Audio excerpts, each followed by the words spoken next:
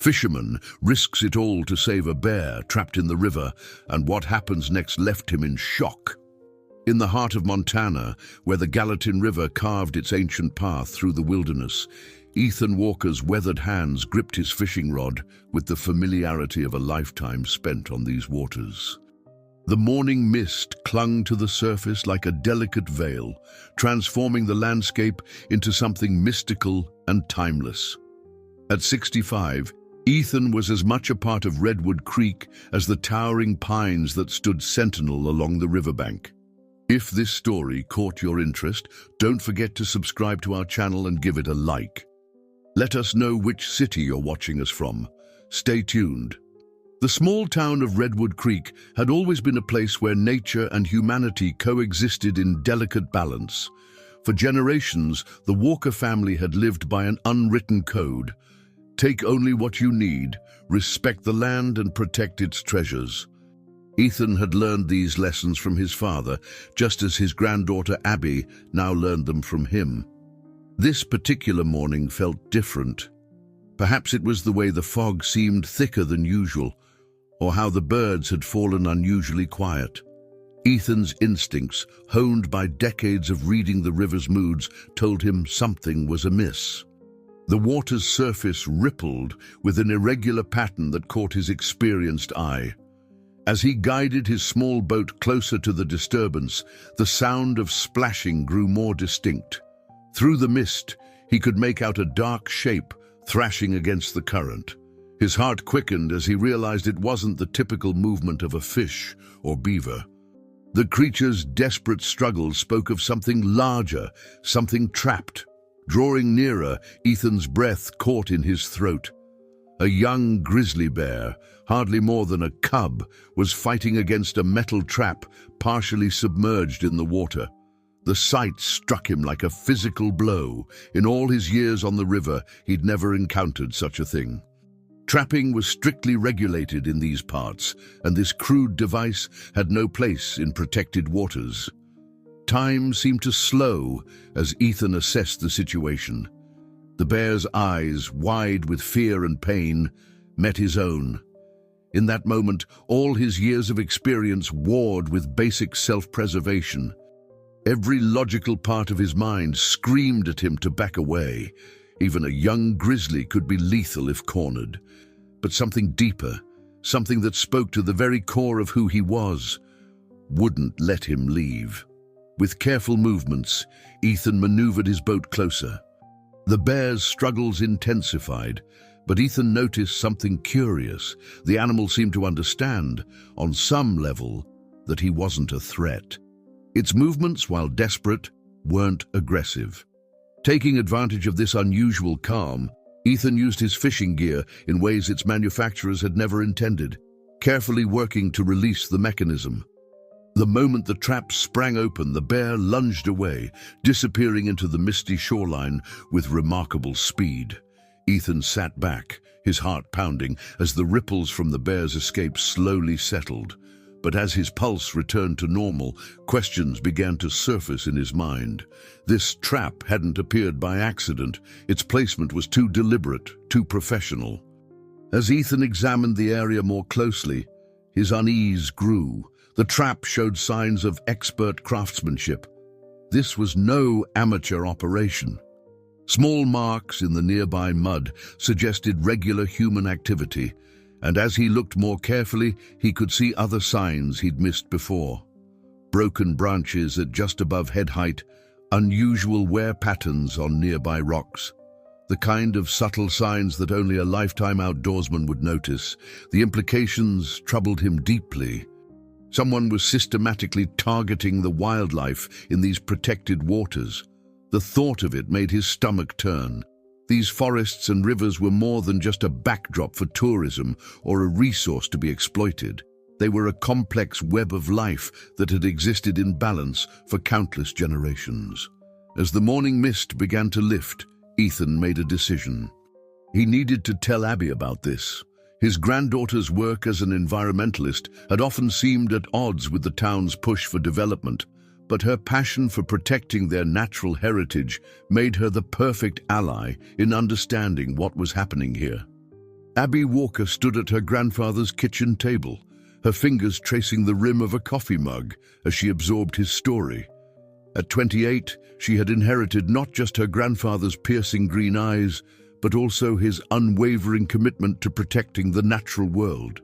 Her work as an environmental consultant had often put her at odds with local business interests, but she'd never expected to encounter something like this in her own backyard. "Are you absolutely sure about what you saw, Grandpa?" she asked. Though she already knew the answer, Ethan Walker had never been one for exaggeration or flights of fancy. If he said he'd found an illegal trap and rescued a grizzly, that's exactly what had happened. The morning light filtered through the cabin's windows, casting long shadows across the worn wooden floor. Family photos lined the walls, each one telling a story of generations who had lived in harmony with these forests. Abby's gaze lingered on a picture of her grandmother, Sarah, who had taught her to identify bird calls and track animal prints before she could even read. "There's something else," Ethan said, his voice dropping lower. "I've been hearing things. Whispers in town about development plans for protected areas. Nothing concrete, just rumors, but now—" He gestured vaguely toward the river visible through the window. Abby's expression hardened. For months, she'd been collecting scattered reports of unusual activity in the park, displaced wildlife, unauthorized vehicle tracks, and strange noises in the night. But without solid evidence, she'd been unable to convince anyone to take her concerns seriously. "I think it's time I showed you something," she said, pulling out her tablet. She opened a folder filled with photographs and notes, documentation of her own investigation. "These are from the past 6 months. Look at these tracks here and here." She pointed to images showing distinctive tire marks in protected areas where vehicles shouldn't be. As they pored over the evidence together, a pattern began to emerge. The locations of suspicious activity formed a rough circle around several key wildlife corridors, almost as if someone was systematically mapping the movement of animals through the area. "There's more," Abby continued, her voice tight with concern. "Remember that town hall meeting last month? The one about the new ecotourism initiative?" She pulled up a document showing a proposed development plan. "Look at who's backing it." Ethan leaned forward, adjusting his reading glasses. The name at the bottom of the document made his eyebrows rise. Lucas Carter. The businessman had moved to Redwood Creek 5 years ago and quickly established himself as a prominent figure in local politics. His donations had funded the new library and several community projects, but something about him had always struck Ethan as off. "Carter's been pushing hard for access to restricted areas," Abby explained. "He claims it's for sustainable tourism development, but these plans—" She shook her head. The proposed routes cut right through critical habitat zones. A knock at the door made them both jump. Through the window, they could see Mark Reynolds, the local sheriff, standing on the porch. Ethan and Mark had known each other for years, but recently something had changed in their friendship. Mark's demeanor had become more guarded, especially when town development came up in conversation. Abby quickly gathered her materials as Ethan went to answer the door. The sheriff's expression was unusually serious as he stepped inside, removing his hat with a practiced motion. "Ethan, Abby," he nodded to them both. "Beautiful morning for fishing, isn't it?" His casual tone seemed forced. "Been hearing some strange reports lately. Wondered if you might have noticed anything unusual on the river." Ethan and Abby exchanged a quick glance. The moment stretched between them, heavy with unspoken questions. How much should they reveal? Could they trust Mark with what they'd discovered? The sheriff's connection to Lucas Carter was well known. They served together on several town committees. Before either could respond, Mark's radio crackled to life. A voice reported suspicious activity near the old logging road, and the sheriff excused himself with an apologetic smile that didn't quite reach his eyes. As his patrol car disappeared down the dirt road, Abby turned to her grandfather. "We need to document everything," she said firmly. "Every trap, every track, every piece of evidence we can find. Whatever's happening here goes deeper than we thought." Ethan nodded, his weathered face set with determination. "We'll start at first light tomorrow. I know these woods better than anyone. If there's something to find, we'll find it." What neither of them realized was that their conversation hadn't gone unnoticed. Outside, partially hidden by the morning mist, a figure watched the sheriff's departure before silently disappearing into the trees. The next morning dawned crisp and clear, the kind of autumn day that painted the Montana wilderness in vibrant shades of gold and crimson. Ethan and Abby set out early, their breath visible in the cool morning air as they made their way along the river's edge. Their mission was clear: document any evidence of illegal activity while staying under the radar. Abby carried her professional-grade camera, ready to photograph anything suspicious, while Ethan led the way with the confidence of someone who knew every bend in the river, every hidden path through the underbrush. They moved quietly, years of outdoor experience evident in their careful footsteps. "Look here," Ethan whispered, kneeling beside a fallen log. His trained eye had spotted something most would have missed: a series of notches carved into the wood, too regular to be natural. "These are markers. Someone's mapping the area systematically." Abby photographed the marks, her mind racing with implications. As an environmental consultant, she'd seen similar techniques used in legitimate surveys, but these were different. They followed no standard protocol she recognized. As they pressed deeper into the forest, the signs became more frequent. They found more traps, carefully concealed but deadly efficient in their design. Each discovery made Abby's heart sink further. These weren't the work of amateur poachers. The craftsmanship was too sophisticated, the placement too strategic. "Grandpa," Abby called softly, waving him over to a clearing she'd discovered. The ground here told a story to those who knew how to read it. Multiple sets of boot prints converged, along with tire tracks from what appeared to be ATVs. But what caught their attention was a dropped piece of paper, partially buried in leaves. Ethan carefully retrieved it, smoothing out the wrinkled surface. It was a fragment of a map, with coordinates and markings that corresponded to the areas where they'd found traps. In the corner was a familiar logo: Carter Enterprises. "This doesn't make sense," Abby muttered, photographing the map fragment. Why would Lucas Carter, who presents himself as an eco-friendly developer, be involved in something like this? Before Ethan could respond, they heard the distant sound of engines. They quickly concealed themselves behind a thick stand of pines, watching as two ATVs passed nearby. The riders were dressed in expensive outdoor gear, carrying sophisticated equipment. They spoke in low voices, but a few words carried on the breeze, something about schedule and shipment. Once the ATVs had passed, Ethan and Abby exchanged worried glances. This was bigger than they'd imagined. They continued their investigation, moving more cautiously now, aware that they weren't alone in the forest. Near the old logging road, they found something that made them pause: fresh claw marks on a tree at just the right height for a young grizzly.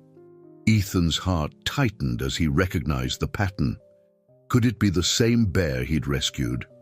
The discovery led them to a hidden trail, barely visible unless you knew what to look for.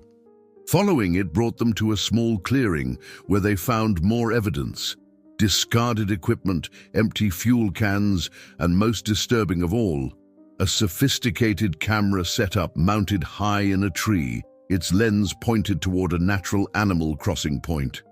"They're studying migration patterns," Abby realized, her voice tight with anger. "Learning when and where the animals move. But why? The local wildlife is protected. Any development plans would have to account for these corridors." Ethan's expression was grim. "Unless they don't plan on the wildlife being here at all." The implications of his words hung heavy in the air. If someone was systematically driving away or capturing the local wildlife, it would make it much easier to justify developing the land. As the sun climbed higher, they decided to head back, their phones and cameras full of documented evidence. But as they neared the river, they noticed something had changed.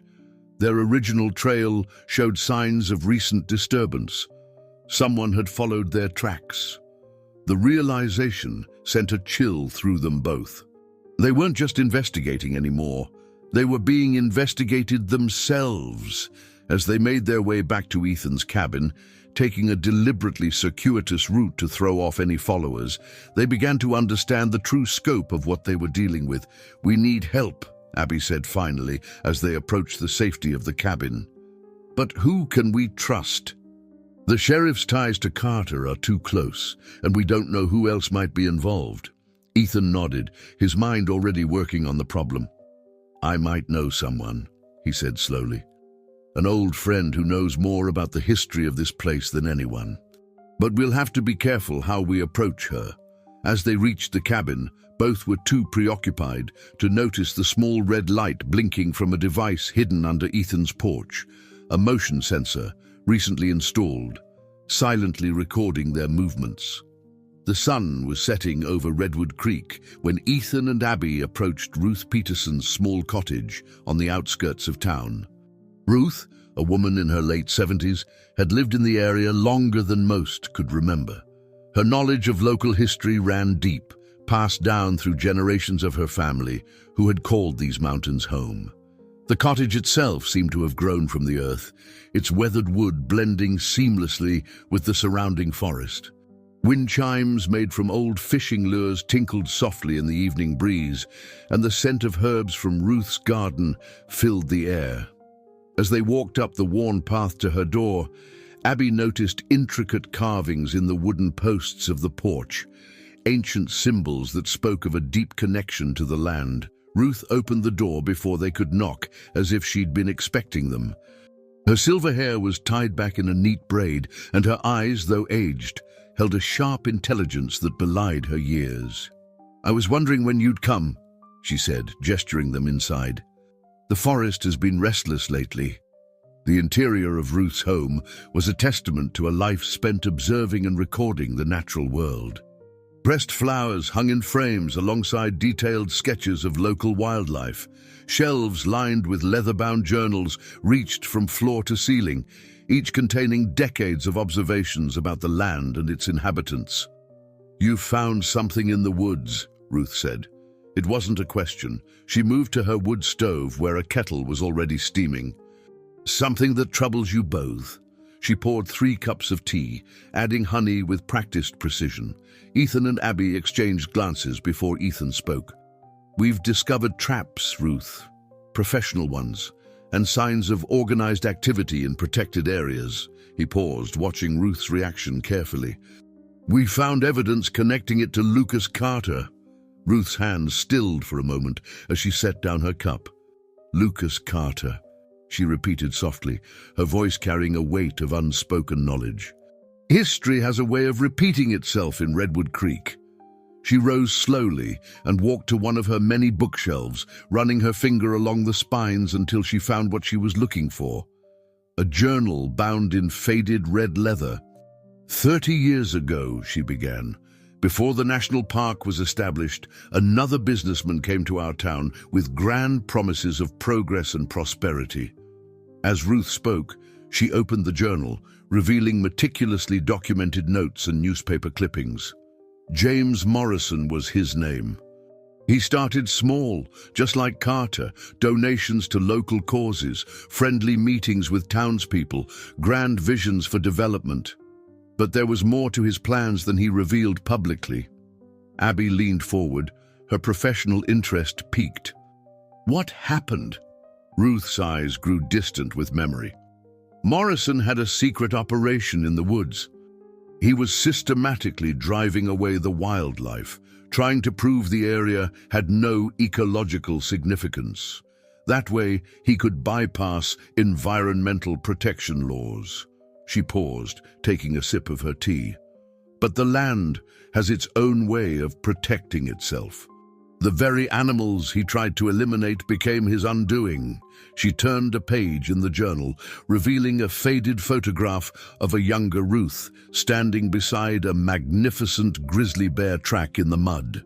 The bears, especially, have always been sacred to this land.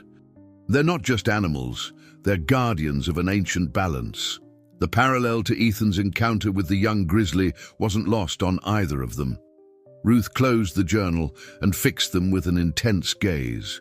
Carter's operation is more sophisticated than Morrison's ever was, but the pattern is the same. He's working with people who know these woods, people who should be protecting them. The sheriff? Abby asked quietly. Ruth's expression remained carefully neutral. Mark Reynolds is a complicated man. His father served as sheriff before him, and that family has its own history with the land. She stood and walked to a window, looking out at the darkening forest. But remember, even those who seem to be working against the land can sometimes become its strongest defenders. When hearts are touched by the truth, allegiances can shift. As she spoke, a sound from outside caught their attention. Branches cracking under heavy footsteps, Ruth moved with surprising quickness to extinguish the lights. In the sudden darkness, they could make out a shadowy figure moving past the window, flashlight beams sweeping across the garden. They remained perfectly still until the figure passed. Once it was safe to speak again, Ruth's voice was barely above a whisper. "You're not the only ones watching Carter, but be careful, he has eyes everywhere in town now. The old ways, the secret paths through the forest that my people have known for generations, you'll need them." As Ruth began to share her knowledge of hidden trails and safe meeting places, none of them noticed the small drone hovering high above the cottage, its camera recording their meeting through the skylight. The following days brought an unseasonable chill to Redwood Creek, matching the growing tension in the air. Ethan continued his daily fishing routines, maintaining an appearance of normalcy while carefully observing the increased activity on the river. He noticed unfamiliar boats passing through his usual spots, their occupants too well equipped to be casual tourists. Abby, meanwhile, had begun documenting everything meticulously. Her apartment walls were covered with maps, photos, and sticky notes, all connected by colored strings like a complex web. She'd started noticing subtle changes in the town's dynamics, the way conversations would stop when she entered the local diner, how certain council members avoided eye contact at community meetings. One morning, while reviewing environmental impact reports at her small office downtown, Abby received an unexpected visitor. Sarah Martinez, Lucas Carter's personal assistant, stood nervously in her doorway, clutching a manila envelope. "Can we talk?" Sarah asked, quickly closing the door behind her.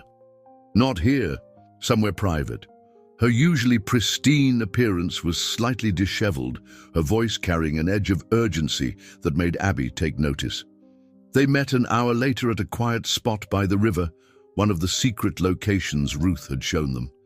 Sarah kept looking over her shoulder as she spoke, her words tumbling out in a rush. "I've been working for Mr. Carter for 3 years now. At first, everything seemed legitimate, the ecotourism projects, the wildlife conservation initiatives, but lately I've been noticing discrepancies." She handed Abby the envelope. Inside were copies of internal documents, permits with irregularities, correspondence with names Abby didn't recognize, and most importantly, financial records showing large payments to offshore accounts. "Last week I overheard a conversation I wasn't supposed to hear," Sarah continued, her hands trembling slightly. "They're planning something big, something that goes way beyond development. The traps you've been finding, they're just the beginning." Before Abby could ask more questions, Sarah's phone buzzed. Her face went pale as she checked the message. "I have to go. Mr. Carter's called an emergency meeting. Just be careful with those documents. And watch out for the new security cameras they've installed around town. They're not just for surveillance. They're using AI to track movement patterns, both human and animal. As Sarah hurried away, Abby immediately called her grandfather. They needed to warn Ruth about the cameras, but when she tried Ruth's number, there was no answer. Ethan arrived at Ruth's cottage within the hour, finding Abby already there. The place looked undisturbed, but Ruth was nowhere to be found. On her kitchen table, they discovered a hastily written note. "Gone to check on the old places. Don't try to find me. Trust the bear." The cryptic message might have seemed nonsensical to others, but Ethan understood. The old places referred to sacred sites Ruth had mentioned, locations where the land's energy was particularly strong. And the bear, could it be the same young grizzly he had rescued? As they discussed their next move, a familiar figure emerged from the trees, Sheriff Mark Reynolds. This time, he wasn't wearing his uniform, and his expression was troubled. "I couldn't help overhearing about Ruth," he said, holding up his hands as they tensed at his unexpected appearance. "And I think it's time I shared what I know." Mark sat down heavily on Ruth's porch steps, looking older than his years. "Carter's been pressuring the department for months, trying to get us to look the other way on certain things. Most of the force is in his pocket now, but," he paused, running a hand through his graying hair. "My father was sheriff during the Morrison incident Ruth mentioned. Before he retired, he made me promise to never let history repeat itself." Abby studied him cautiously. "Why should we trust you now?" Mark reached into his jacket and pulled out a small notebook. "Because I've been keeping my own records. Carter doesn't know it, but I've been documenting everything, every meeting, every unusual request, every violation I've been asked to ignore. And yesterday, something changed. They're accelerating their timeline." The sound of approaching vehicles made them all freeze. Through the trees, they could see dust rising from the old logging road, multiple trucks heading their way. "Quick," Mark whispered. "There's a root cellar behind the cottage. Ruth used to hide there during storms." They barely made it inside before the vehicles arrived, their headlights sweeping across the empty cottage. As they huddled in the darkness, listening to footsteps above, Ethan felt something brush against his hand, an old leather-bound book, its pages filled with Ruth's familiar handwriting. Even in the dim light, he could make out one word that made his heart race. Carter. The footsteps continued overhead, and in the distance they heard a sound that made them all hold their breath, the deep, resonant growl of a bear. The root cellar beneath Ruth's cottage held more secrets than any of them could have imagined. As the footsteps overhead finally faded away, Ethan carefully opened the leather-bound book they'd discovered. Mark provided light from his phone, while Abby kept watch through a tiny ground-level window. The book was Ruth's personal journal, dating back decades. Its pages contained not just observations of the forest, but detailed accounts of the land's history and the various attempts to exploit it over the years. One entry in particular caught their attention, a detailed description of Lucas Carter's arrival in Redwood Creek 5 years ago. "He came with references," Ruth had written, "perfect ones, too perfect. Said all the right things, knew all the right people, but the land whispered warnings from the start." As they read further, the journal revealed something none of them had known. Carter's company had attempted similar developments in other small towns across the Northwest, always using the same method: gain trust through community projects, then systematically clear the way for massive development through various means of wildlife displacement. "Look at this," Abby whispered, pointing to a series of maps Ruth had drawn. They showed a network of underground springs and water sources throughout the region, crucial resources for the local wildlife. Many of these locations corresponded exactly with where they'd found traps and surveillance equipment. Mark's face grew increasingly troubled as he compared Ruth's notes to his own. These dates match perfectly with when Carter started pressuring the department. He knew exactly where to focus his efforts. A sudden sound from above made them all freeze. Through the window, they could see boots moving past. Someone was doing another sweep of the property. They waited in tense silence until the coast was clear. "There's more," Ethan said, carefully turning the pages. "Ruth's been tracking unusual animal behavior patterns, the bears especially. She noticed they've been changing their traditional routes, almost as if they're being systematically herded away from certain areas." Abby's environmental expertise kicked in. If they can prove there's no significant wildlife presence in these areas, they can bypass several layers of environmental protection. The land would be reclassified, making development much easier. Mark added his own insight. That explains the pressure to approve new zoning requests. Carter's been pushing hard for urgent reclassification of several key areas. As they continued reading, they discovered that Ruth had been doing more than just observing. She'd been actively working to protect the wildlife, setting up her own network of trail cameras and maintaining detailed records of every suspicious activity she witnessed. Her journal contained names, dates, and locations that could prove invaluable. A particular entry from 3 months ago stood out. "Carter's men found one of my cameras today. They think they've destroyed all evidence, but they don't know about the backup drives. Everything is recorded, everything is saved." The truth must survive. Abby grabbed her phone to document the most crucial pages, but the battery was dead. "We need to get this information somewhere safe," she said urgently. "If Ruth's journal is right, Carter's planning something big, and it's happening soon." Their discussion was interrupted by an unexpected sound, a series of hollow knocks on the cellar door. They tensed, ready for the worst, until they heard a familiar voice whisper, "The bear walks at midnight." It was one of Ruth's secret phrases, taught to them during their last meeting. Ethan carefully opened the door to find Sarah Martinez, looking even more anxious than before. "They're moving up the timeline," she said without preamble. "Carter's called an emergency board meeting for tomorrow morning, something about unforeseen complications requiring immediate action." She handed them a USB drive. "I copied what I could from his private server, but I think they noticed. I can't go back to the office." Before they could respond, their attention was drawn to movement in the forest. Through the trees, they caught glimpses of a large shape moving with surprising grace for its size.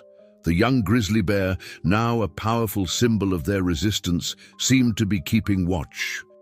As they huddled in the cellar, forming plans and sharing information, none of them noticed the small drone hovering at the edge of the property, its camera recording everything through sophisticated thermal imaging technology. In his luxurious office across town, Lucas Carter watched the feed with growing concern, reaching for his phone to make a call that would change everything. Dawn broke over Redwood Creek with an eerie calm. The town seemed unusually quiet, as if holding its breath before a storm. Ethan sat at his kitchen table, carefully reviewing the contents of Ruth's journal, while Abby and Sarah worked to decrypt the files from the USB drive. Sheriff Mark had returned to his duties, maintaining his cover while gathering what information he could about Carter's emergency board meeting. The morning's peace was shattered by the sound of heavy vehicles rumbling down the main street. Through the window, they watched as a convoy of unmarked black SUVs made its way toward Carter Enterprises headquarters. Men in expensive suits emerged from the vehicles, their expressions serious as they entered the building. "Board members," Sarah whispered, recognizing several faces. "But they're not all from the company. Some of those men, I've never seen them before." Abby's laptop suddenly pinged. She'd managed to access some of the encrypted files. Her eyes widened as she scrolled through the documents. "This is bigger than we thought. Carter's company is just a front. There's a whole network of corporations involved, all connected to something called Project Wilderness." The documents revealed a sophisticated operation spanning multiple states, with Redwood Creek as just one piece of a larger puzzle. The plan wasn't simply about development. It was about fundamentally reshaping the relationship between wilderness areas and commercial interests across the entire Northwest. Sarah's phone buzzed with messages from her former colleagues. "They're searching the office," she reported, her voice tense. "Someone tipped Carter off about the missing files. They're bringing in a cybersecurity team." A knock at the door made them all jump. It was Mark, looking harried. "Carter's people are mobilizing," he said as soon as they let him in. "They're setting up checkpoints on all the major roads out of town, claiming it's for a wildlife management exercise." Before they could discuss this new development, Ethan noticed movement in the trees behind his cabin. The young grizzly bear had returned, but something was different about its behavior. Instead of moving through, as it usually did, it seemed to be trying to get their attention, pacing back and forth at the forest's edge. "It wants us to follow," Ethan said, recognizing the intentional pattern in the bear's movements. The others looked skeptical, but years of experience had taught Ethan to trust his instincts about wildlife behavior. They cautiously followed the bear, keeping a safe distance as it led them along a path none of them had noticed before. The trail wound through dense undergrowth, eventually opening into a small clearing. There, hidden beneath a fallen log, they found something extraordinary. A cache of old documents and photographs, carefully preserved in waterproof containers. "These are Ruth's backup records," Abby breathed, examining the contents. "Everything she's been documenting for years. Look at these photos. They show Carter meeting with known environmental regulation lobbyists months before he even moved to Redwood Creek." The bear watched from the edge of the clearing as they carefully photographed and documented everything. Its presence seemed almost protective, as if it understood the importance of their discovery. Their examination was interrupted by the distant sound of dogs barking. Carter's security teams were conducting sweeps of the forest, and they were getting closer. "We need to split up," Mark decided quickly. "They'll be looking for a group. Sarah, come with me. I can get you somewhere safe. Ethan, you and Abby take the evidence and head to the old fire tower. It's the highest point around here, and Ruth once mentioned it was a safe place." As they prepared to separate, Sarah handed Abby a key card. "Carter's private elevator access," she explained. "It leads to his personal office. Whatever he's planning, the proof will be there." The sound of the search party grew closer. The bear suddenly stood up, making a series of deliberate movements toward the eastern path before disappearing into the brush. Something about its behavior reminded Ethan of Ruth's cryptic note, "Trust the bear." "East," he said firmly. "We go east. The bear's showing us the way." As they split up, each taking different routes to their destinations, the weight of their discoveries hung heavy in the air. Whatever Carter was planning, it was clear that the next few hours would change Redwood Creek forever. None of them noticed the small red light blinking on a nearby tree, another of Carter's surveillance devices, silently recording their movements and transmitting data back to an increasingly anxious group of executives in their boardroom across town. The old fire tower stood like a lonely sentinel against the darkening sky, its metal frame silhouetted against gathering storm clouds. Abby and Ethan arrived just as the first raindrops began to fall, their backpacks heavy with Ruth's documents and their own gathered evidence. The climb up the rusty stairs was tense, each metallic creak seeming to echo through the forest. The tower's observation room offered a commanding view of Redwood Creek and the surrounding wilderness. From this vantage point, they could see Carter's search teams methodically combing the forest, their flashlight beams cutting through the growing darkness. In the distance, the lights of Carter Enterprises' headquarters blazed against the stormy sky. "Look at this," Abby said, spreading out some of Ruth's older photographs on a dusty table. They showed the landscape from this same vantage point, taken years ago. Comparing them to the current view, revealed subtle but significant changes. Altered wildlife corridors, strategically placed development, all gradually reshaping the natural flow of the forest. Ethan was examining Ruth's journal entries about the tower itself when he noticed something odd.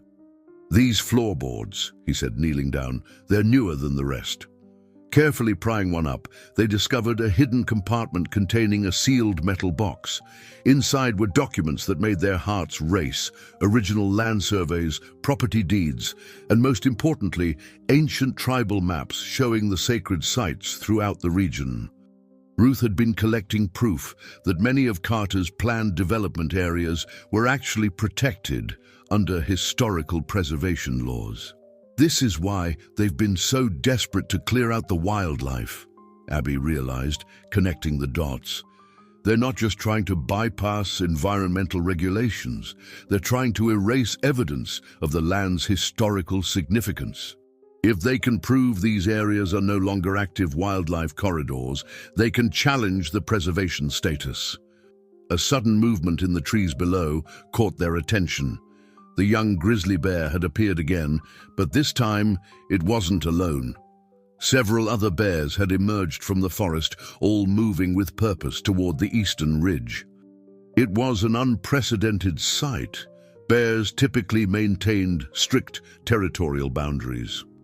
"They're acting like they're responding to something," Ethan observed, his years of experience with wildlife making him lean forward intently.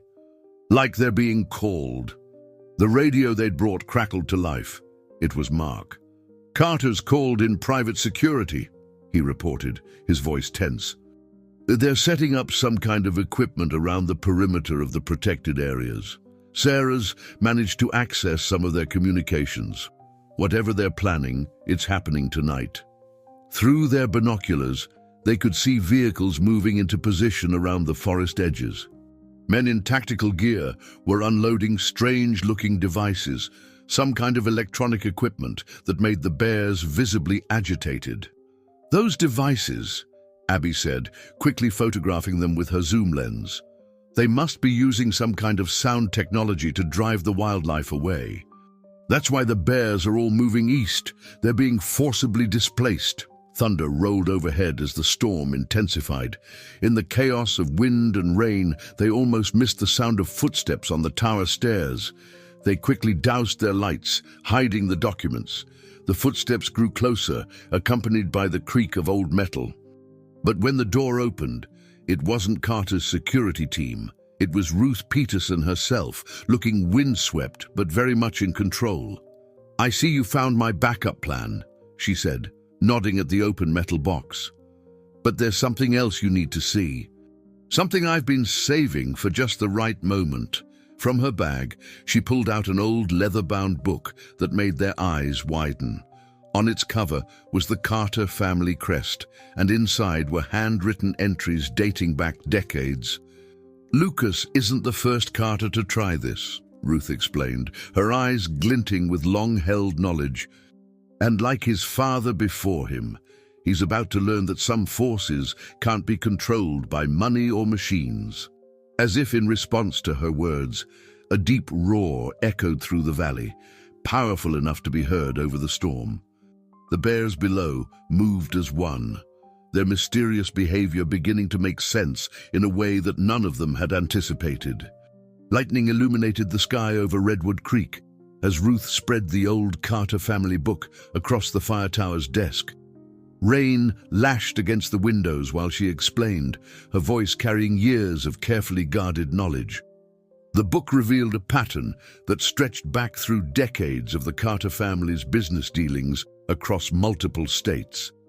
Lucas's father, Gregory Carter, tried something similar in Oregon 30 years ago, Ruth explained, pointing to yellowed newspaper clippings tucked between the pages. Same tactics, different technology, but the land has its own way of protecting itself. Through the tower's windows, they could see Carter's security teams struggling with their equipment in the intensifying storm. The electronic devices they'd set up were clearly malfunctioning, sparking in the rain. The bears below continued their purposeful movement, undeterred by the weather. Abby's phone buzzed with a message from Sarah. "Emergency meeting in Carter's office. Something's gone wrong with the equipment. They're panicking." Ruth nodded as if this was exactly what she'd expected. The animals aren't just moving randomly, she said, watching the bears through her binoculars. They're gathering. It's happened before, during Gregory Carter's attempt. The wildlife responds to threats against the land in ways we don't fully understand. A loud crash of thunder made them all jump. Through the storm's chaos, they could see more animals emerging from the forest. Deer, elk, and even a few mountain lions, all moving in the same direction as the bears. It was an unprecedented sight that defied natural behavior patterns. "Look at this," Ethan said suddenly, pointing to an entry in the Carter family book. It described a similar incident during Gregory Carter's time, when his attempts to drive wildlife away had backfired spectacularly. The animals had instead congregated in massive numbers, making it impossible to deny their presence in the protected areas. Their discussion was interrupted by urgent radio chatter.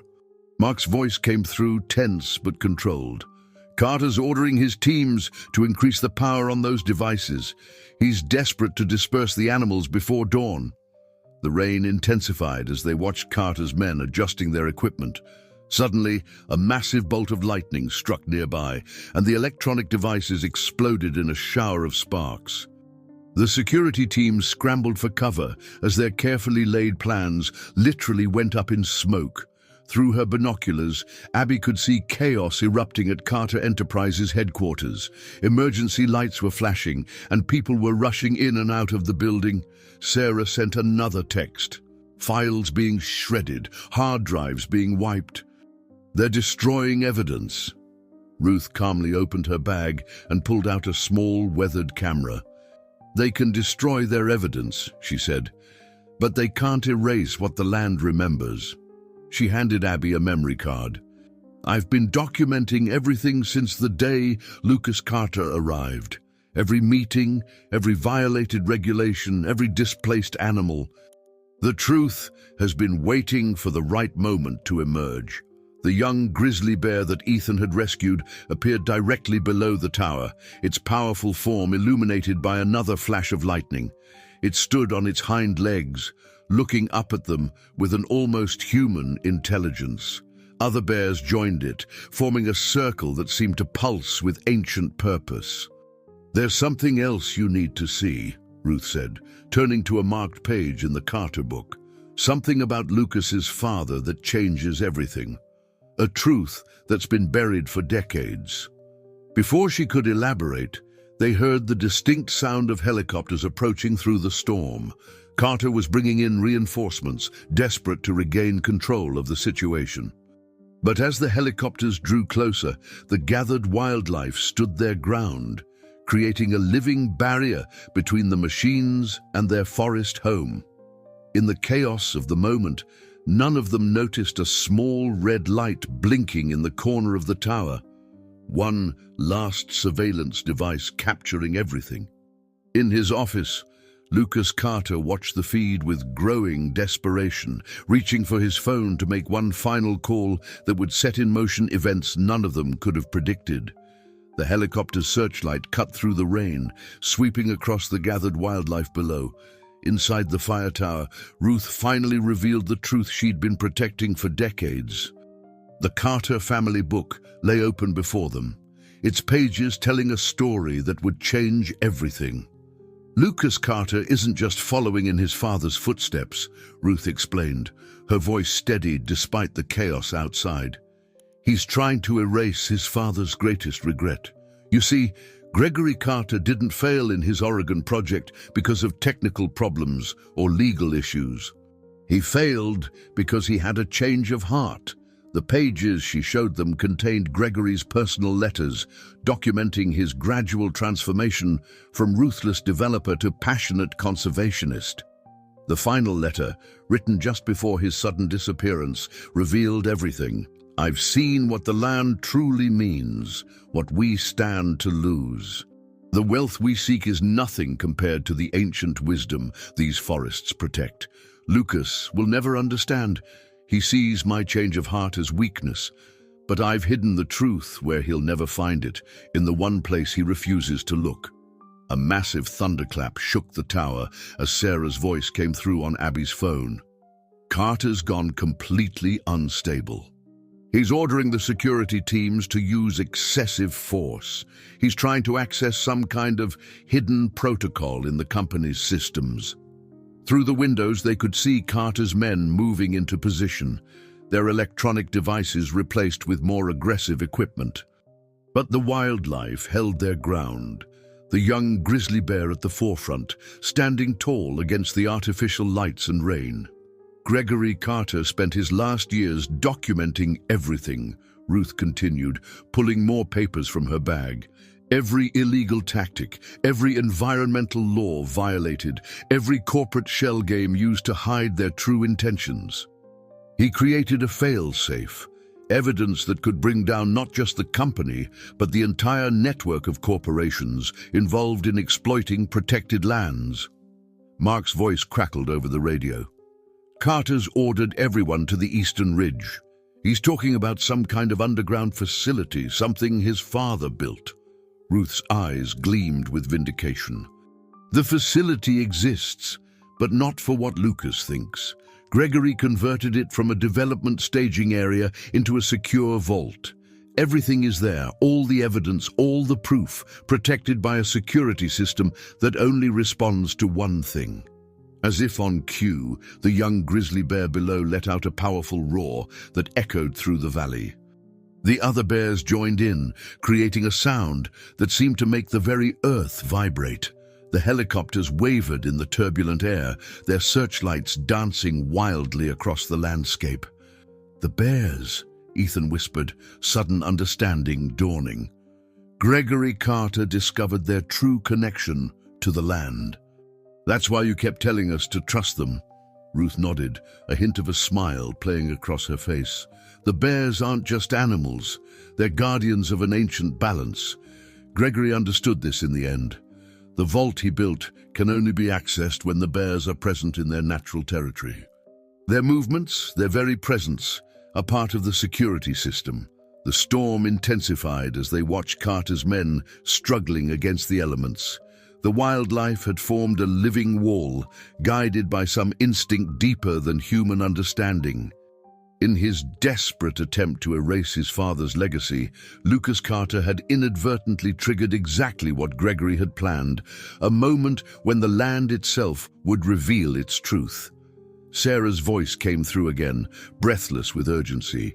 "They're transferring files, deleting records, but something's happening to their systems. Some kind of automatic protocol is activating, releasing information to every major environmental agency and news outlet." As lighting split the sky once more, they could see Lucas Carter himself emerging from his vehicle below, his expensive suit soaked by the rain, his face contorted with a mixture of rage and disbelief. He held up what looked like an old key, shouting orders at his security team. The young grizzly bear turned to face him, its powerful form illuminated by the storm. In that moment, the connection between past and present, between father and son, between humanity and nature, hung in perfect balance, waiting to tip toward truth or destruction. The confrontation at the Eastern Ridge unfolded like a scene from an ancient legend. Lucas Carter stood in the pouring rain, his composure finally cracking as he faced not just the assembled wildlife, but the ghost of his father's legacy. The old key trembled in his hand as he approached the hidden entrance to the underground facility. "You don't understand," he shouted over the storm, his words directed at both the humans and animals before him. "Everything I've done was to fix his mistakes. He threw it all away for some misguided spiritual awakening about nature's balance." Ruth stepped forward, her small frame somehow commanding attention even in the chaos. "Your father didn't have a breakdown, Lucas. He had a breakthrough. He saw what you still refuse to see, that true power lies in protecting the land, not exploiting it." The young grizzly bear moved closer, its presence forcing Carter's security team to step back. Lightning illuminated the scene in strobing flashes, reflecting off the wet fur of the assembled animals. The bear's eyes seemed to hold centuries of wisdom as it regarded Lucas Carter. "The facility," Ruth continued, her voice carrying over the storm, "it was never meant to be a secret headquarters for development. Gregory turned it into something else entirely, a testament to the truth he discovered." Abby's phone lit up with urgent messages from Sarah. The system's releasing everything, decades of documents, photographs, video recordings, Gregory Carter's entire investigation into the corporate network behind wildlife exploitation. "It's all going public." Lucas lunged for the hidden entrance, key extended, but the moment he tried to access it, something extraordinary happened. The bears moved in perfect unison, positioning themselves in a precise pattern around the area. The ground beneath them began to hum with a strange energy. "Gregory engineered the security system to respond to the bear's presence," Ruth explained, watching as realization dawned on Lucas's face. He understood that they were the true guardians of this land. "The facility won't open without their participation, and they only gather like this when the forest truly needs protection." Ethan stepped forward, understanding finally clicking into place. "That's why the young grizzly kept appearing. It wasn't just coincidence that I found it in that trap. The bears have been watching, waiting for the right moment to trigger Gregory's failsafe." Mark emerged from the tree line, followed by a group of federal environmental protection agents. "Mr. Carter," he announced formally, "I think you'll want to see what's being broadcast right now." On multiple phones and tablets, they could see the story breaking across national news networks. Gregory Carter's hidden evidence was revealing a decades-long pattern of environmental exploitation, with Lucas's current operation as just the latest chapter. But more importantly, it was showing Gregory's transformation, how he had turned from exploiter to protector, and the extraordinary measures he'd taken to ensure the truth would eventually come to light. The young grizzly bear approached Lucas, who had fallen to his knees in the mud. In its powerful presence, he seemed to shrink, all his carefully constructed plans crumbling around him. The key slipped from his fingers, landing in the wet earth. "Your father left you a different kind of legacy," Ruth said softly, "one you never took the time to understand. The bears, the land, the balance, it was all meant to be your inheritance, not as something to control, but as something to protect." Lightning flashed again, and in that brilliant moment, something shifted in Lucas Carter's eyes.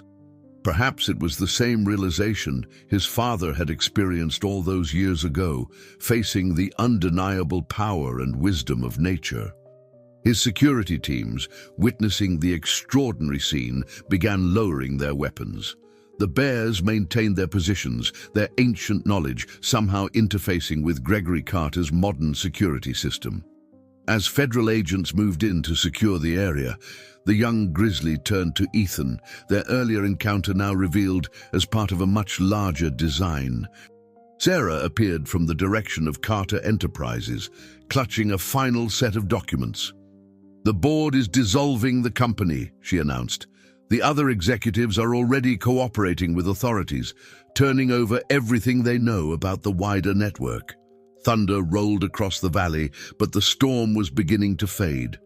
The first light of dawn touched the eastern horizon, illuminating a scene that would be remembered in Redwood Creek for generations. Humans and animals standing together, guardians of an ancient truth that had finally come to light. The days following the confrontation at the Eastern Ridge brought profound changes to Redwood Creek. As morning light filtered through the clearing storm clouds, the town began to witness the first ripples of transformation. The bears had retreated back into the forest, but their presence remained etched in the collective memory of everyone who had witnessed that extraordinary night. Ruth's cottage became a hub of activity as environmental protection teams catalogued the extensive evidence Gregory Carter had accumulated. The hidden facility, once its security system was properly engaged with the bear's presence, revealed not just documents and records, but also detailed plans for sustainable wildlife corridors and conservation initiatives. Gregory's vision for a different kind of legacy. Abby found herself working alongside federal agencies, her expertise in environmental conservation suddenly in high demand. The evidence released from Gregory's vault had exposed similar operations across multiple states, leading to a widespread investigation into corporate exploitation of protected lands. She couldn't help but smile when she received an official request to help develop new protection protocols based on Gregory Carter's research. Ethan continued his daily fishing routines, but now with a deeper appreciation for his role as a guardian of the river. The young grizzly bear would occasionally appear at the forest's edge, a reminder of the delicate balance between humans and nature. Other fishermen reported similar encounters. The bears were no longer avoiding human contact, but seemed to be actively participating in the protection of their shared environment. Sarah, who had risked everything to help expose the truth, found unexpected support from the community. Her intimate knowledge of Carter Enterprises' operations proved invaluable to the investigators, and she was offered a position with a prestigious environmental law firm specializing in corporate accountability. The transformation of Lucas Carter himself became one of the most talked about aspects of the entire affair. After that night at the Ridge, something fundamental had shifted in him. He approached Ruth one morning, looking humbled and aged beyond his years. "I found this in my father's old study," he said, handing her a sealed envelope. Inside was a letter Gregory had written to his son years ago, explaining his change of heart and his hopes that Lucas would someday understand. "I'd never opened it," Lucas admitted. "I was too angry at what I thought was his weakness." Ruth's response was characteristic of her wisdom. Understanding often comes when we're finally ready to listen. In the following weeks, Lucas began working with environmental agencies, sharing everything he knew about the corporate networks that threatened protected lands. His knowledge, combined with his father's evidence, helped strengthen conservation laws across the region. The headlines that once condemned him now spoke of redemption and transformation. The town of Redwood Creek itself was changing. The failed development plans were replaced with initiatives that honored both progress and preservation. Traditional ecological knowledge, long championed by Ruth, became an integral part of local policy. The bears, once seen as mere wildlife to be managed, were now recognized as essential partners in maintaining the forest's ancient balance. Mark found himself leading a reformed sheriff's department, one that prioritized environmental protection alongside public safety. His father's old advice about never letting history repeat itself had taken on new meaning, and he worked to ensure that future generations of law enforcement would understand their role as guardians of both community and wilderness. One evening, as sunset painted the sky in brilliant oranges and purples, Ethan and Abby sat on his porch, watching the river flow. The young grizzly bear appeared at the forest's edge, now a familiar sight. As they observed its confident movements, they could see other bears emerging from the trees, their presence a testament to the restored balance.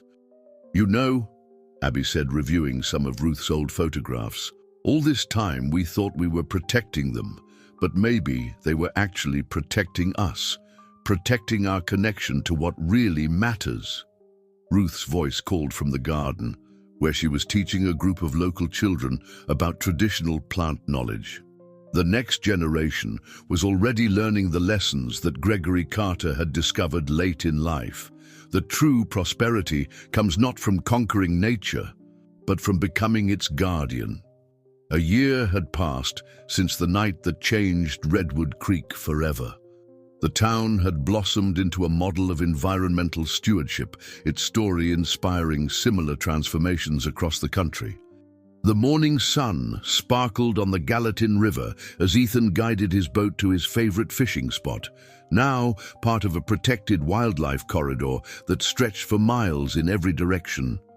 The young grizzly bear, no longer quite so young, had become a regular presence along the riverbank. Other bears had established territories nearby, their numbers growing as the natural balance restored itself.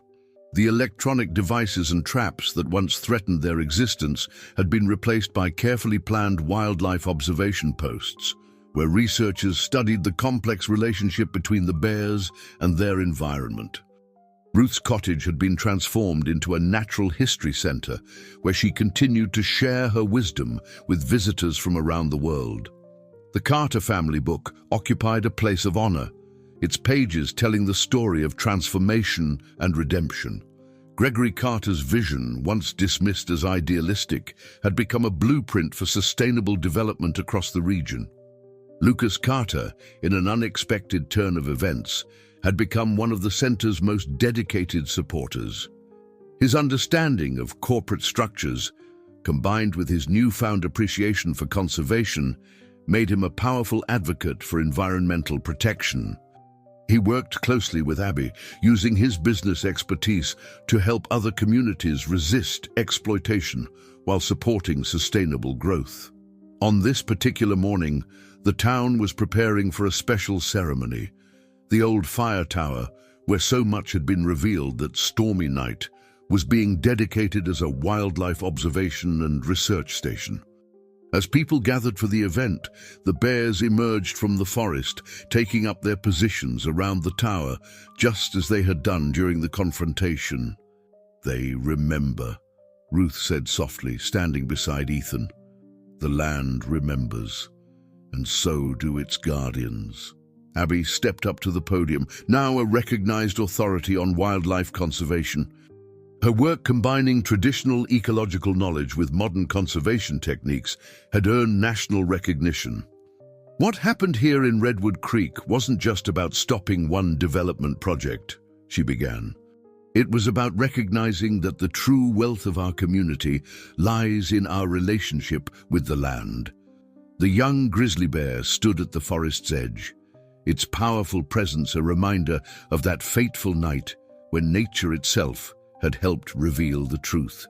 Sarah, now heading her own environmental consulting firm, captured the moment with her camera, documenting the continuing story of Redwood Creek's transformation.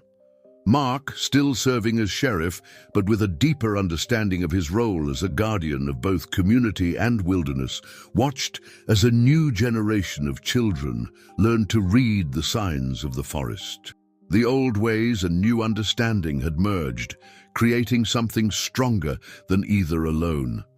As the ceremony concluded, Ethan returned to his fishing spot. The river flowed as it always had, but now its waters carried new hope. The bears patrolled their territories not as mere animals, but as partners in preserving an ancient balance. The land had taught its lesson, and Redwood Creek had learned to listen. The story of Redwood Creek became more than just a tale of environmental protection. It became a testament to the power of understanding, transformation, and the deep connection between humans and nature. The bears, once threatened, now thrived as living symbols of this renewed covenant with the land. And so, as the sun set over the Montana wilderness, the legacy of Redwood Creek continued to grow, a beacon of hope for communities everywhere facing similar challenges.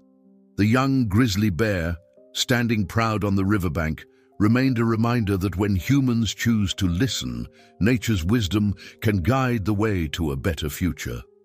Dear listeners, we hope the story of Ethan Walker, the brave grizzly bear, and the transformation of Redwood Creek has touched your hearts.